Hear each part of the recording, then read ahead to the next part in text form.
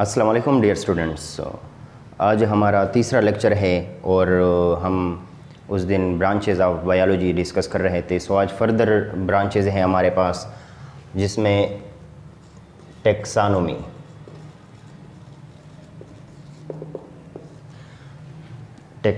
जो है हमारे पास, ये बायोलॉजी की वो शाख होती है जिसमें हम क्लासिफिकेशन के बारे में स्टडी करते हैं, गिरोहबंदी, ठीक है। ऑर्गेनिज़म्स की क्लासिफिकेशन के बारे में जो बायोलॉजी में स्टडी की जाती है उसे हम टेक्सानोमी कहते हैं। सो यानी इट मीन्स के हमारे पास study of classification,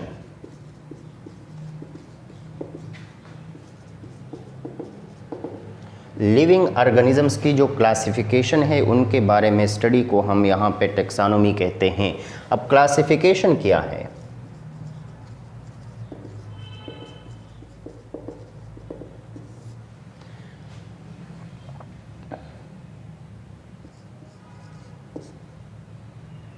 The arrangement of living organisms into groups and subgroup on the basis of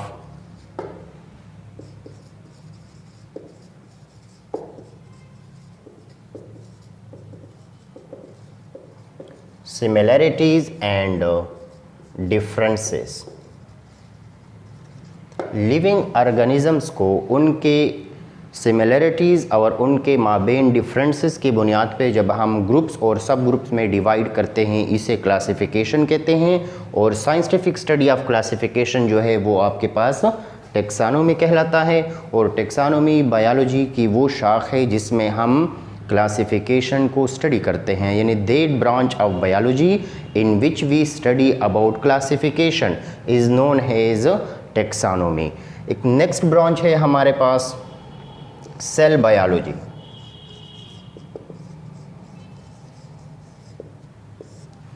इसमें हम सेल्स के बारे में स्टडी करते हैं, सेल के बारे में। अब फर्स्ट ऑफ ऑल हमारे पास सेल क्या है?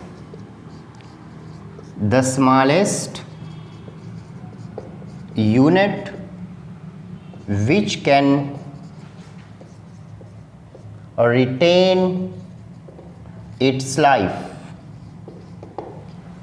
लिविंग ऑर्गेनिजम्स का वो स्मॉलेस्ट यूनिट जो अपनी लाइफ को मेंटेन कर सके उसे हम नाम देते हैं हमारे पास cell.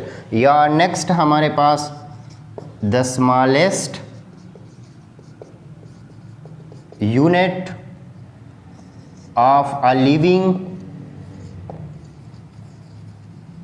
Organisms which carries all the metabolic activities।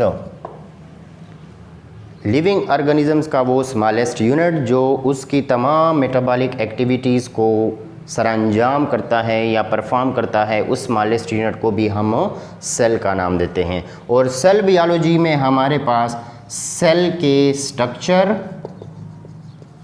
और सेल के फंक्शंस के बारे में हम स्टडी करते हैं। सेल स्ट्रक्चर और देयर ऑर्गेनेलीज, और उनके जो ऑर्गेनेलीज है उनके बारे में, उनके फंक्शंस के बारे में हम स्टडी करते हैं। सो बायोलॉजी की वो शाख यानी that branch of biology in which we study about the cell and its respective organelles and its functions, ठीक है। यानी उसके ऑर्गेनेलीज, उनके फंक्शंस और उसके स्ट्रक्चर के बारे में जो हम स्टडी करते हैं वो हमारे पास सेल बायोलॉजी कहलाता है।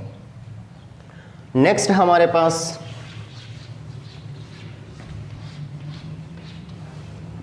एक और ब्रांच है जिसे हम पैलेंटोलॉजी कहते हैं।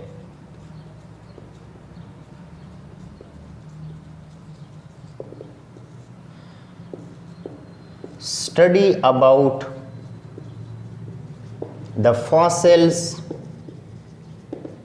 Of past organisms. गुजरे हुए ऑर्गेनिजम्स के फॉसिल्स के बारे में जो हम स्टडी करते हैं वो हमारे पास पैलेंटोलॉजी है। बात यह है कि हमारे पास फॉसिल्स क्या है, what is mean by fossils. Fossils जो है ये एक लैटिन वर्ड है, ये लैटिन वर्ड से डिराइव्ड हुआ है फॉसिलस, which means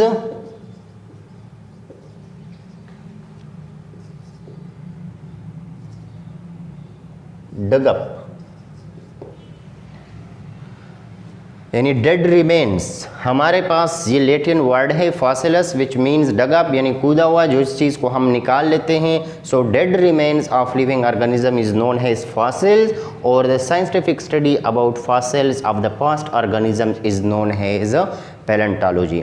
now there are two types of living organisms, one is known as plants and the next one is animals.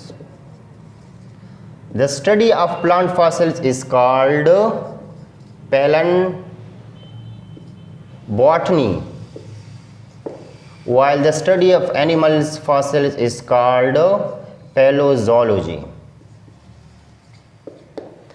Plant की फॉसिल्स की स्टडी को पैलोबॉटनी कहते हैं, जबकि एनिमल्स की फॉसिल्स की स्टडी को हमारे पास पैलोजोलॉजी कहते हैं।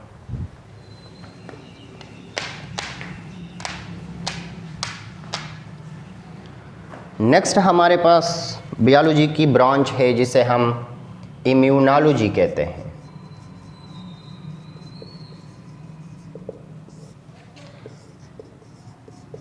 Study about the defensive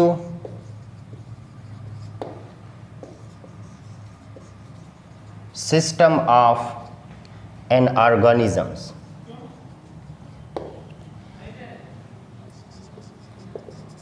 which show reaction about diseases या disease causing organisms। बायो की वो शाख जिसमें हम किसी भी ऑर्गेनिजम्स की डिफेंसिव सिस्टम के बारे में स्टडी करते हैं, यानी वो सिस्टम जो हमारे पास डिजीज़ काजिंग ऑर्गेनिजम्स के ख़िलाफ़ रिएक्शन शो करते हैं बॉडी में, उस सिस्टम के ख़िलाफ़ जो हम स्टडी करते हैं वो इम्यूनोलॉजी, यानी इम्यून सिस्टम के ख़िलाफ़ साइंटिफिक तौर पे जो स्टडी की जाती है वो हमारे पास इम्यूनोलॉजी की ब्रांच, जो बायो की ब्रांच है, उसमें की जाती है। नेक्स्ट हमारे पास एक ब्रांच है जिसे हम नाम देते हैं एंटोमोलॉजी।